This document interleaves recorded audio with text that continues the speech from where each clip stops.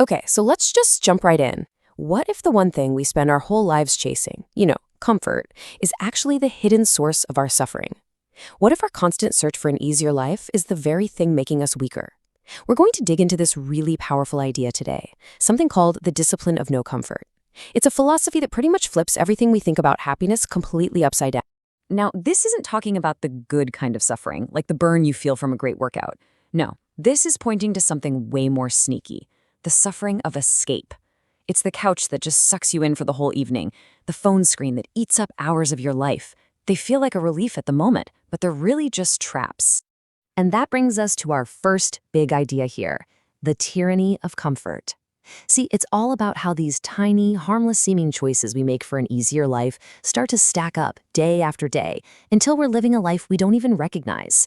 It's not some sudden catastrophe. It's more like a slow, quiet erosion. To make this all feel a bit more real, let's talk about a guy named David. He's 34, has a decent job. I mean, from the outside, everything looks fine. But his life isn't collapsing. It's eroding. And that difference is everything. It's that quiet decay that sneaks in when your whole life is built around chasing comfort. So what does that erosion actually look like? Does any of this sound familiar? He gets home, he's tired, so he looks for what he thinks is rest. He scrolls his phone, orders takeout because cooking feels like way too much work, and then just kind of numbs out with TV. It's this whole cycle of low-grade escape. But the most dangerous part of this whole routine, it's that little lie he tells himself every single night. Tomorrow will be different. And all those little choices, man, they add up. Over time, his body gets softer. His mind gets a little duller. He starts to feel, well, absent from his own life. It's that quiet panic that can hit you late at night when all the distractions fade away. He knows he's wasting his potential, not because of some big failure, but one comfortable choice at a time. But hey, this isn't all doom and gloom. This is really a story about a turning point, because it just takes one single moment of clarity, one tiny choice, to spark a total transformation. And for David, you know what it was? The snooze button. Can you believe it? One morning, he just has this flash of ice-cold clarity. He sees that hitting that button isn't just about 5 more minutes of sleep. No, it's the very first surrender of the day. It's the first domino in a long line of comfort-seeking choices that defines his entire day. And right there, in that moment, he just stops negotiating with himself. So what David did, probably without even realizing it, was he tapped into this incredible Zen concept called Shoshin, which means beginner's mind. It's all about seeing things as they really are, for the very first time, without all the baggage of your old habits. He didn't just see a button, he saw a clear choice between the man he was and the man he wanted to be. So from that one insight, he builds a whole new operating system for his life.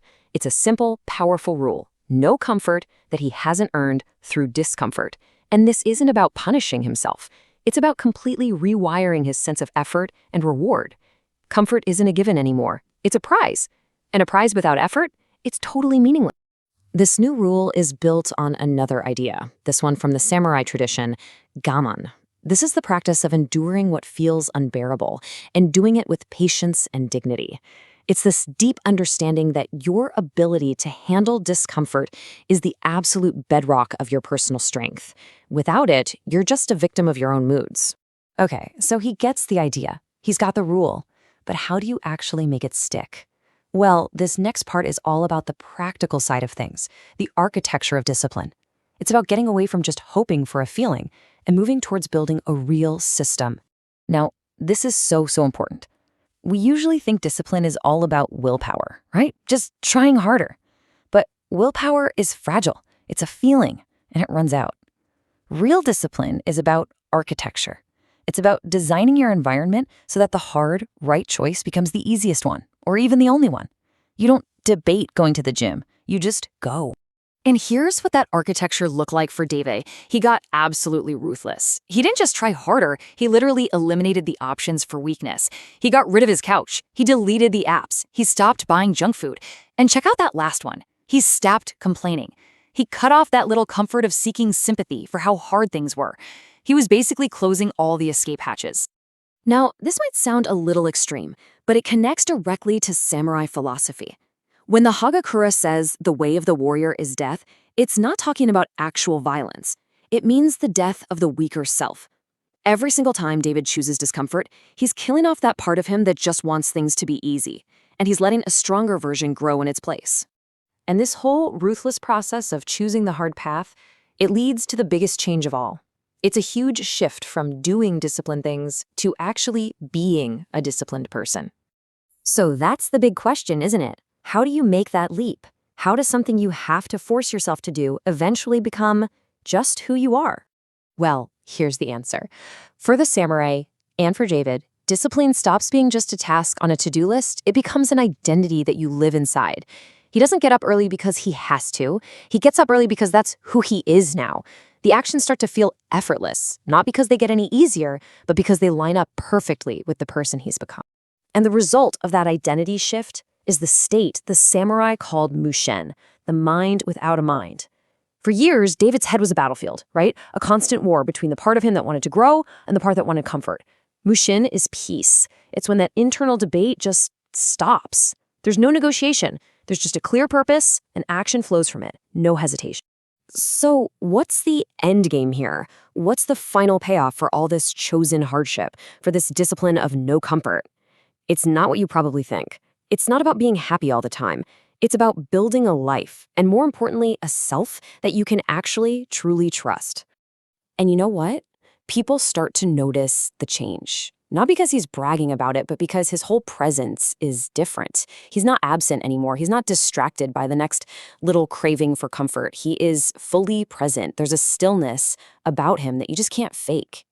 This classic Zen saying just nails it perfectly. On the outside, David's life might look pretty much the same. He still gets up, he still goes to work. The external actions, the chopping wood and carrying water, are the same. But the man on the inside doing those things has been completely forged into someone new. And this gets to the heart of the paradox. Choosing comfort all the time doesn't make your life easy. In fact, the undisciplined life is incredibly hard. It's an exhausting, never-ending war with yourself. Now, the disciplined life is hard too, but it's a productive kind of hard. It's a difficulty that actually builds something. Which, of course, brings us to the final, most important question. After all this discomfort, all this effort, what is it that you've actually built? This. This is the ultimate prize. It's not happiness, or success, or even comfort. It is a self you can trust.